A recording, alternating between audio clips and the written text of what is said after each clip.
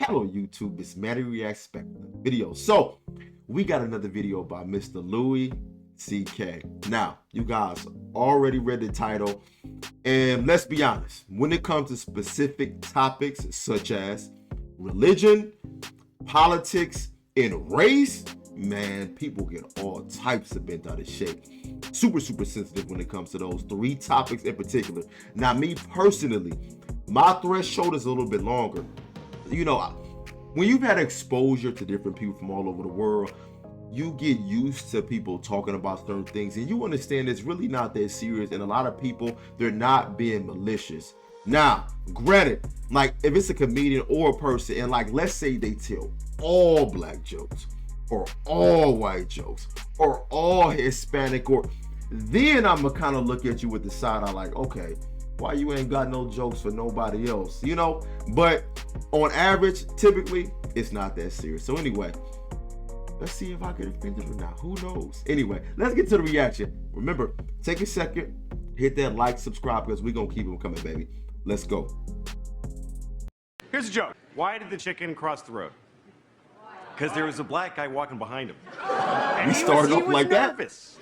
He was new to the city, this chicken, and he was like, I feel like he's following me, but I'm not sure. So then he thought, maybe if I cross the road, then if he crossed the road, he's definitely following me. So he crossed the road, and the black guy went home. He's living his life. And the chicken was like, I'm such a racist. And he felt bad. About a month later, a black guy ate the chicken. Different black guy. I'm just telling you what happened. By the way, don't be upset, because this is not a racist joke. This joke is not racist. The chicken was racist. The chicken was definitely racist. But that's chickens. Chickens are very closed down and suspicious and prejudiced. You kind of can't blame them considering that their species murder rate is 100%. That's why chickens are like... There's always excuses for racism, you know? Like, I met this guy from the South, and he was really racist, and I asked his friend, why is he like that? And his friend goes, oh, well, he was born on a farm. What kind of farm was that, you know? Maybe the animals were racist, you know? He's walking around, the animals are like, Jews! Jews! Black! Black! Jews!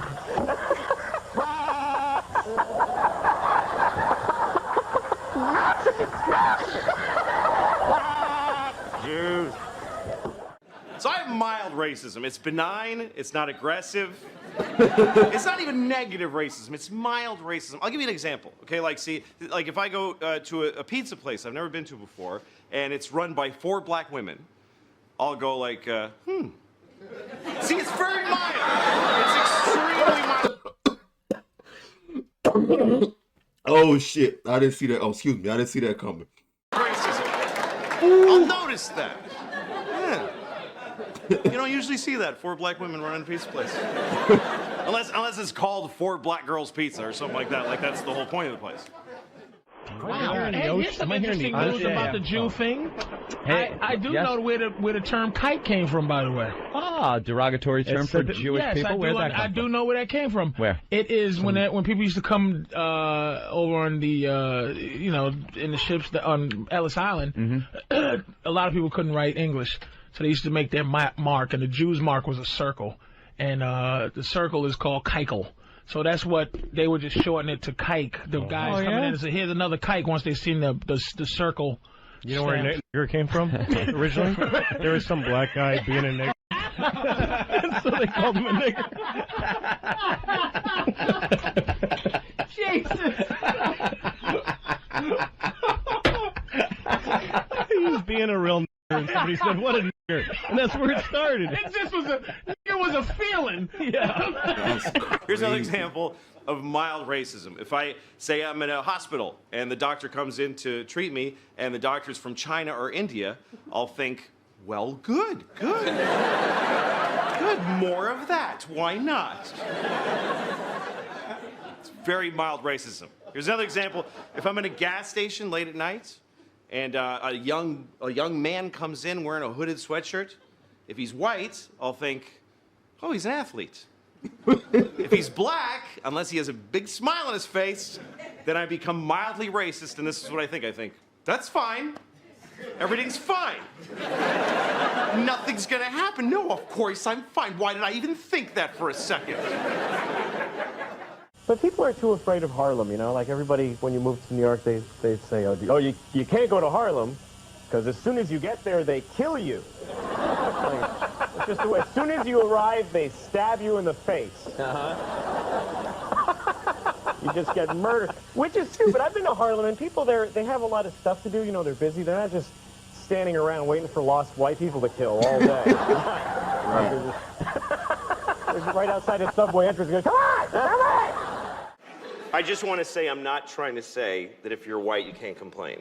Right. I'm just saying that if you're black, you get to complain more. Right, right. Because you can't... There you go. Don't tell the band that.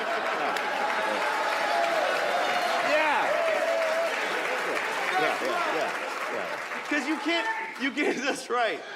You can't take people's, like, historical context away from them. And everybody wants us to. Like, white people are always like, come on, it wasn't us. Like, they want black people to forget everything. Like, every year, white people add 100 years to how long ago slavery was. I've heard educated white people say slavery was 400 years ago. No, it very wasn't. It was 140 years ago. That's two 70-year-old ladies living and dying back to back. That's how recently you could buy a guy. That's right. And it's not like slavery ended and then everything has been amazing. Like it just... Oh, glad that's over. Oh yeah, it just ended like a clean where you don't have to wipe. Just boom, and then it's just been parades and presents ever since. You gotta... Interesting. You gotta remember that if you meet a black person, they have gray hair, they remember a time they weren't allowed to use a certain toilet. So give them a little, you know... You know what? Interesting. My grandmother, she lived during that time. She has, real stories of real racists. Like, you're not welcome in here. We don't want you. We do not want your kind in here. So that's actually a very, very valid point. There's people alive that's seen it, that actually lived through that time, and it's not too far removed. And sometimes the mentality can be passed on. I know we like to say it happened a long time ago. No matter where you come from or what your background, a lot of times you'll be surprised. A lot of people still carry, let's say, bits and parts of, let's say, their culture with them. Anyway, let's go.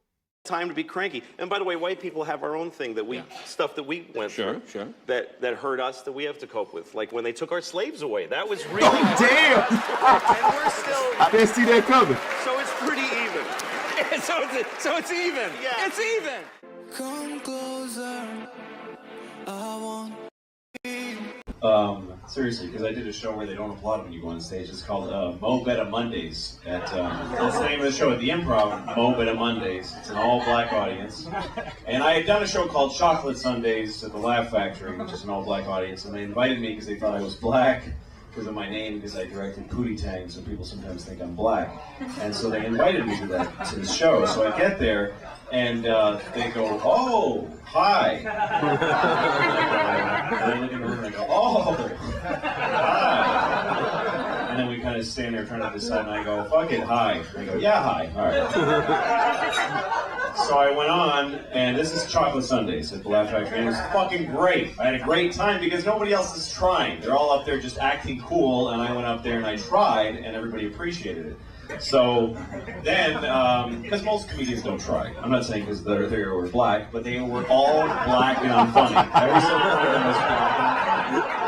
There are far more unfunny white comedians than unfunny black ones. But every single comedian on that show was black and unfunny.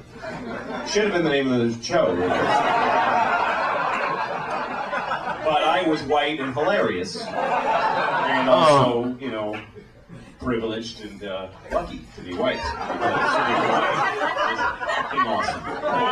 It is a very... everybody who's white should just wake up and go, I'm fucking white! This is great! This is great! How easy is this this shit. I don't have to fucking explain myself ever. I look people in the eye with confidence. Nobody fucks with me. The police protect me. The thing is that black people, all they can hope from the cops is that they'll leave them alone. And we actually get to hope that they'll protect us. It's fucking a chasm of difference. And I'm on the greatest side of that chasm. I'm on the fucking sweet side of that chasm. Okay. Hey, I like it. Now that was good. I love listening to comedians because they're kind of like our last, I guess, like, obviously we got this thing called cancel culture that's going on, but it's interesting because they can talk about real world issues and they still are able to do so without being let's say subjugated and being ridiculed and canceled, etc. So it's interesting to hear their perspective, and a lot of times they're very intelligent and very deep analytical thinkers. So if you like this video, let me know. If there's any more you recommend, hit a comment down below. I got you. I'll check it out and I have it coming for you. With that being said, take a second, hit that like, comment, subscribe, and you guys have an amazing day. I'm out.